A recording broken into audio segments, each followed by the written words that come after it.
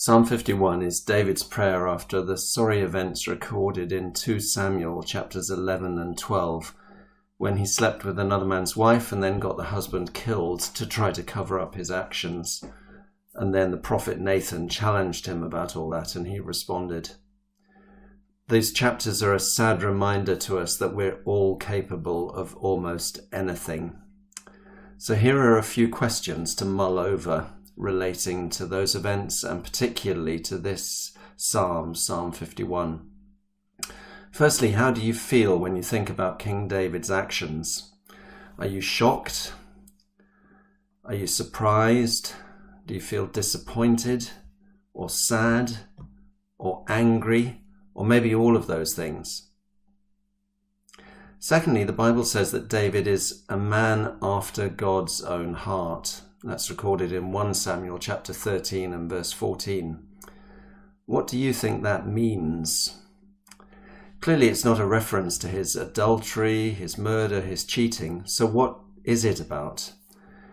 And before we get too pedantic and point out that this verse about David being a man after God's own heart in 1 Samuel comes long before the sins of David recorded in 2 Samuel, notice that Paul quotes this verse in Acts 13 verse 22, describing David as a man after God's own heart, and goes on to include these words from God, describing David as a man after God's own heart who will do everything I want him to do.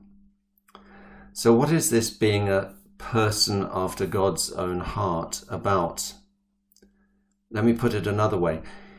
What kind of adjectives to describe David come to mind for you as you read this psalm? For me, it's words like broken, desperate, humble, contrite.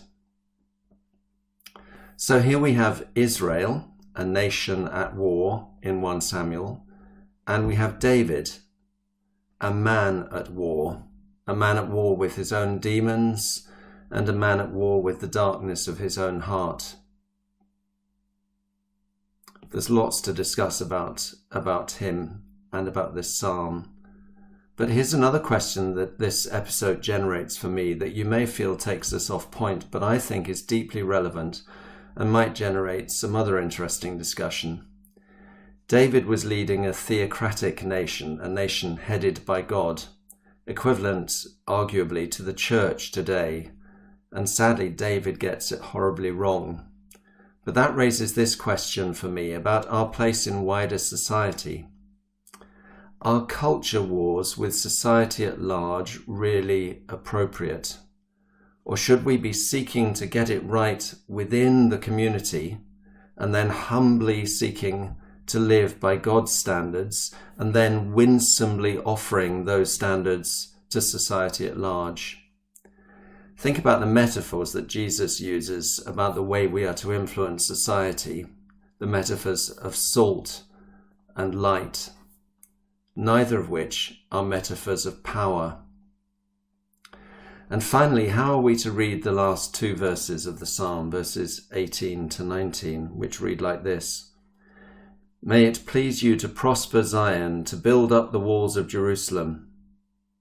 Then you will delight in the sacrifices of the righteous, in burnt offerings offered whole. Then bulls will be offered on your altar.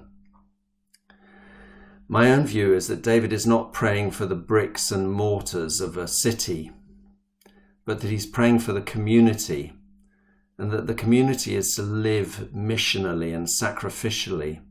The community is to live as salt and light, and the community is to live in ways that make a difference in their own lives and in wider society.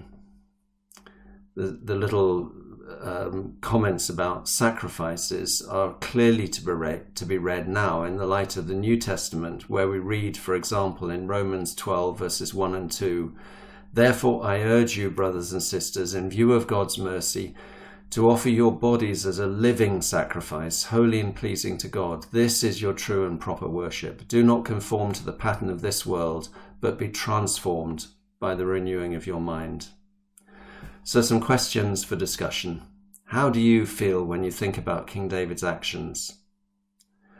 What do you think it means to be a person after God's own heart? Are culture wars really appropriate? And what are verses 18 and 19 about? Have a good time discussing those. Bless you.